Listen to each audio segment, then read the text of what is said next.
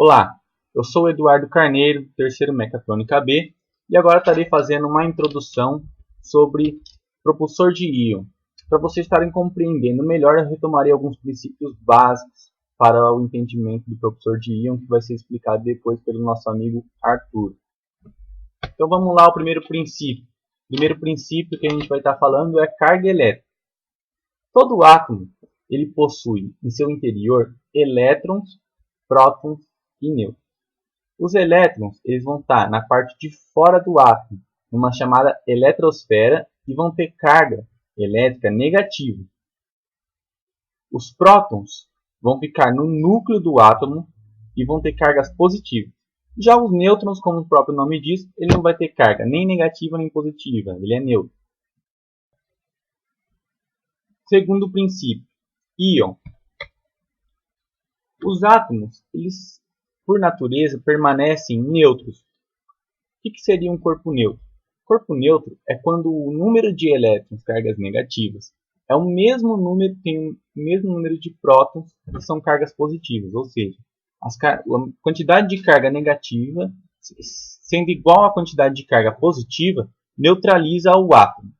Mas quando o átomo não está neutralizado, que normalmente é por atrito, vai gerar uma ausência ou um excesso de elétrons no átomo, gerando então os cátions e os ânions.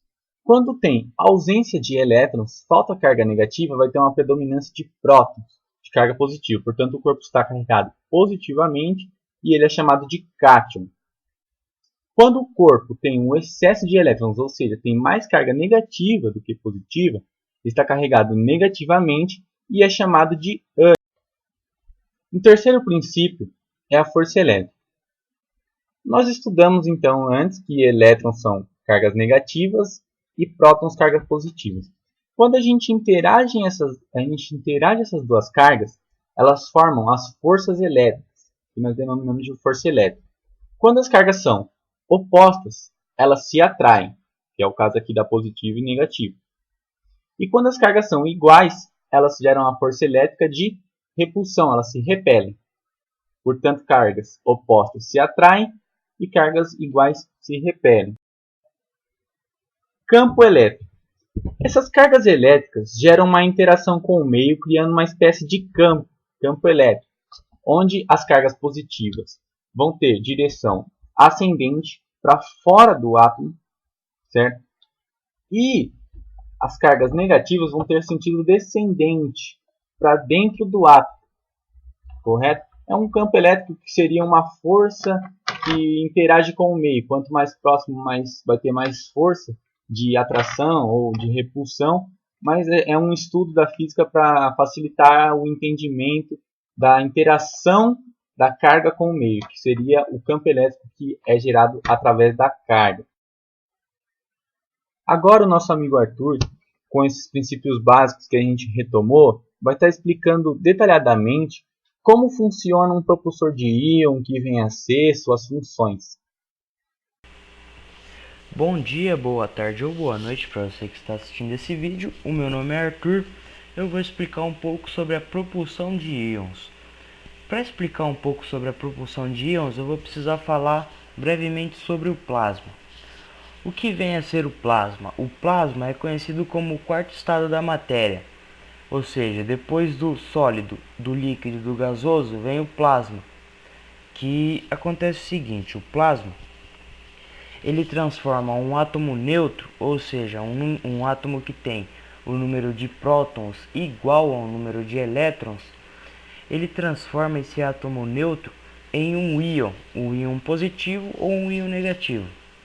Esse íon ele gera um campo magnético muito forte.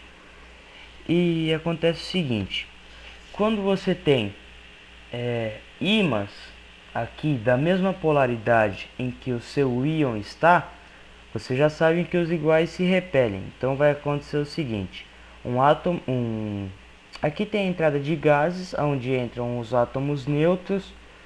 Aqui o plasma converte eles em íons positivos ou negativos que vão ter a mesma polaridade desses ímãs, que são todos esses quadradinhos cinzas aqui do desenho. E acontece o seguinte, esses ímãs vão repelir os íons que têm a mesma polaridade. Então, ao repelir esses íons, eles vão bater contra essa grade de extração e aceleração. O que seria essa grade de extração e aceleração?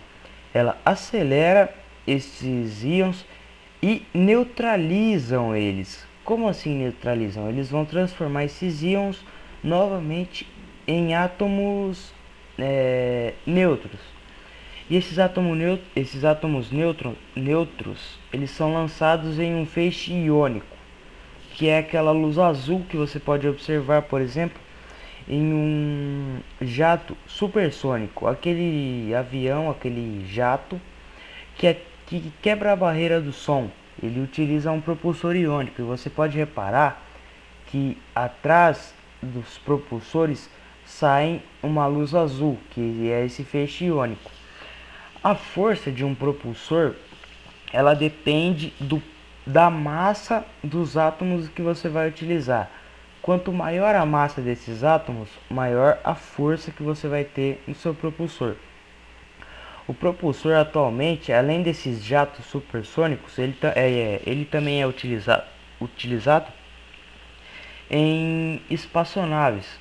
Por que espaçonaves? Porque eles têm um impulso, uma propulsão muito forte e eles gastam muito pouco combustível.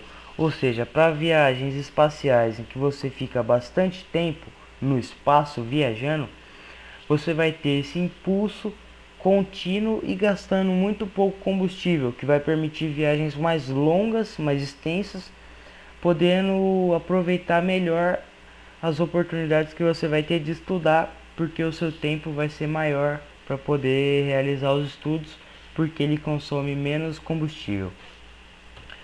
Bom, esse era o meu trabalho sobre propulsão de íons. Eu sou do Colégio Politécnico Bento Quirino, na unidade 3. Eu sou da sala do terceiro Meca B. Esse daí é o meu grupo e essa é a minha parte. Bom, era isso daí. Um abraço. Para vocês sabendo como funciona um propulsor de íon, a gente vai estar falando de um satélite que utilizou desse tipo de locomoção e foi o Deep Space One. Deep Space One foi um projeto de um satélite da NASA enviado para o espaço no dia 24 de outubro de 1998. O seu objetivo era verificar 12 suposições de tecnologias que estavam sendo estudadas na época. Os principais feitos do Deep Space One foi o fato de ele ter se encontrado com um cometa e um asteroide. O cometa que ele se encontrou foi o Borrelly, a imagem, e o asteroide foi o asteroide Brian.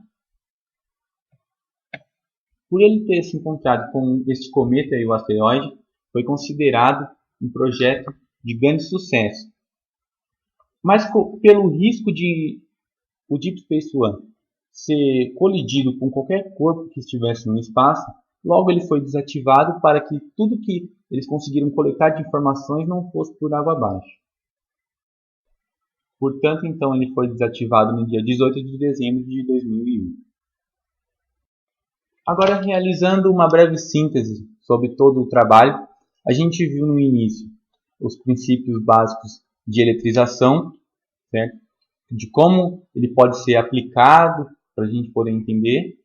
A gente falou do propulsor de íons, que são um tipo de locomoção onde se utiliza pouco combustível, mas mesmo com pouco combustível você pode gerar uma enorme força. E agora no final mostramos uma aplicação desse propulsor de íon que foi o Deep Space One, um projeto de grande sucesso da NASA. Bom, é isso, espero que vocês tenham gostado e eu agradeço.